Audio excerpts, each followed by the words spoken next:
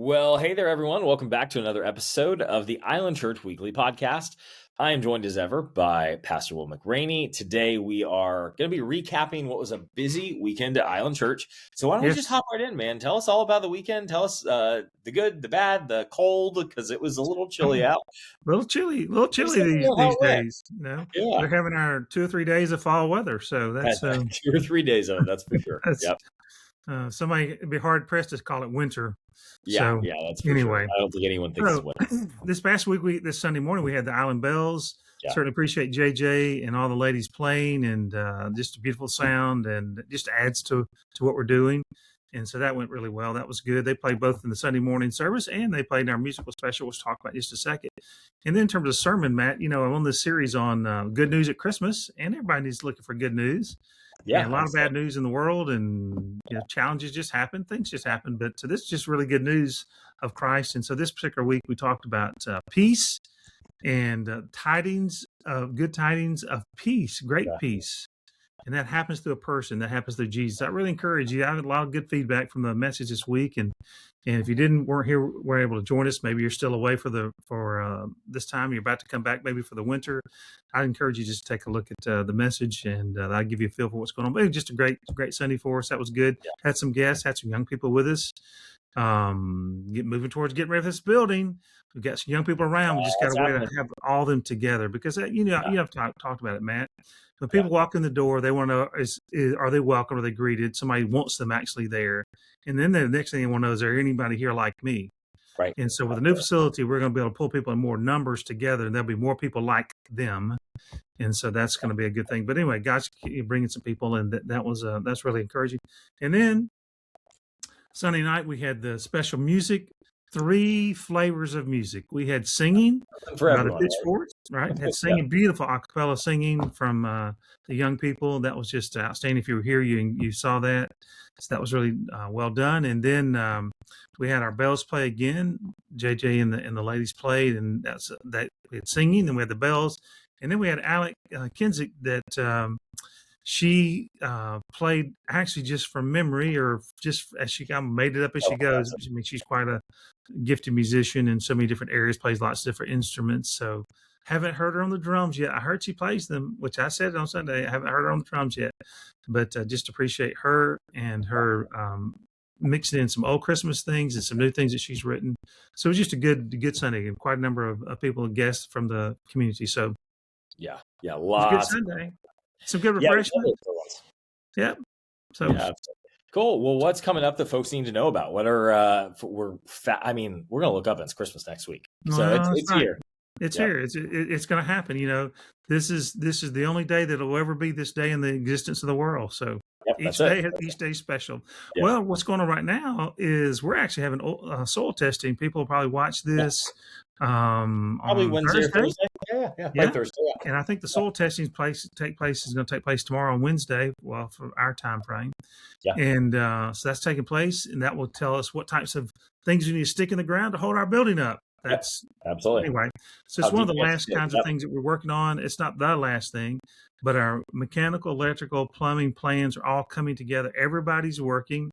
David Brooks is on the task. He's got the people doing their jobs, and everybody's working right now. The things are really moving along. I'm a little bit more encouraged about that in terms of just the timing and how it's coming together. So that's really good. And once we get those MEPs, we'll actually get a final cost. I'm not sure I'm looking forward to that, but we didn't find the world empty when we got here, and we don't want to leave it empty when we leave.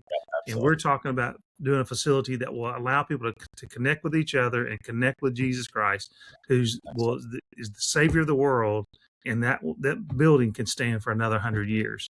So, absolutely. I mean, it's quite an undertaking, and so we're looking forward to that all coming together. We'll have some numbers pretty quickly, and then we'll be trying to put together our finances, and then we'll be off and running with construction. So it's all happening. But let me encourage our people towards that, thinking about that in terms of it's coming up. Let me encourage our people towards their giving. Part of what's going to happen with potential loans that we need, assuming we don't have all the money up front, which if somebody can help us in some additional ways, maybe that would happen, but not likely. But part of what they're going to do is they're going to work off your annual giving, your normal giving, not just your building giving. So I encourage you, please don't convert your normal giving into a building giving, right? Yep. So that would be very bad for us. We're probably about $50,000. I'll just tell our people about $50,000 behind in our planned giving for this year, not for the building, but just for our budget. We've underspent, so we're not overspending money that we don't have. But that number going down is going to cause us a little bit of difficulty as we think about seeking additional help as we get this building built. So let me encourage you towards the end of the year giving, and if you wonder where your giving is actually at, say now I go back and we'll always check ours, make sure we haven't missed something, and so I encourage you to do that. So that's that. The building's coming along, that's going on, and then we need to pack the place out for Christmas Eve. Right? You got anything planned for us? You're going to get the word out, Matt? We'll be doing actually a lot of social media ads. Will be kind of one of our biggest ones. That tends to be the place you think of where people are at online, and it's not just for the young kids. I saw a stat the other day that said 85% of the boomer generation spend more than 4 hours a day on Facebook. What are we doing for life? But people are everywhere, right? So we're gonna try to take advantage of the fact that folks are online and encourage them to come out on Christmas Eve service, especially on the island. It's such a low lift ask because it's Island Church is really the only church on the island, and it's a place, it's a safe space that the community knows where, hey, if they're looking for just something to kind of be in the Christmas season, even if they're not necessarily people who are in church on a regular basis, the church is just Island Church is such a great place for them to be able to feel like, okay, this is a place we dip our toe in the water. Island metaphor definitely was intentional there, but it's definitely it is the sort of place where we want to just be inviting to folks. And so if those people are online, then we want to make sure they hear about us there. And so, that's what we'll be doing to really promote. I know we've got some handouts and things like that we've created that are going out that you can use for your neighbor. Take those, give them to your neighbor, let them know, give them to a random person jogging on the beach that you walk past, put them at your local restaurant, wherever you want to do it. So people know, and it just gets the word out. They say in the sales process, someone has to see something or hear about it 7 times before they make a decision. So you can be one of those 7 opportunities by just sticking one of those cards in. They see it on Facebook, they see it on Instagram, they hear about it from someone. Those little things add up to them making a decision to come. So definitely take those with you, and also you will be seeing it online quite a bit. Well, so it's a partnership. So you've done your part. You're going to be sending out the word. We've got these. You helped us get prepared. And then there are our invitations. There's nothing like our personal invitation to people.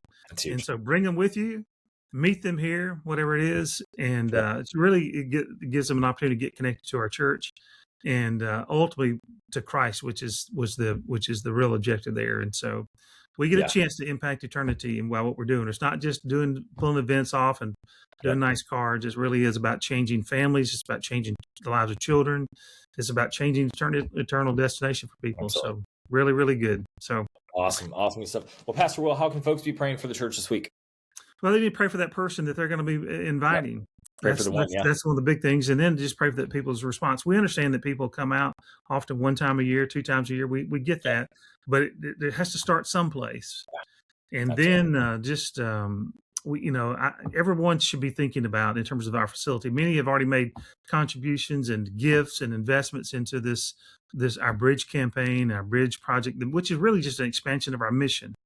That's what it's about. So it's a mission effort. But maybe you've got a extra house somewhere. I mean, I'm serious. Yeah, absolutely. Maybe you got to take IRA distribution. Maybe there's stocks. Maybe there's other property. Maybe you want to put the church in your part of your estate. And in terms of your planning, a certain percentage or something for the future. All those things are available. But what we ask every person to do is to make some type of gift. Absolutely. And ideally, that would be a prayerful, sacrificial gift. And that's different for every one of us. But everyone can participate. Everyone can be involved. And so Sandy and I have done that. And we continue to actually, as God leads us, to even provide more than what we originally committed to. So and pray for that. We get a chance to invest in people that will never know our name, but in eternity, that'll be changed. That's a great word. Well, thank you so much, Pastor Will. Thank you all for watching. By the time you see this next week, I don't know if we'll have an episode next week. I think we probably will, but it'll be a Christmas Eve, a Christmas Day sort of one when it drops. So if we don't see you before Christmas, have a very Merry Christmas. We'll see you back here next week on the Island Church Weekly Podcast.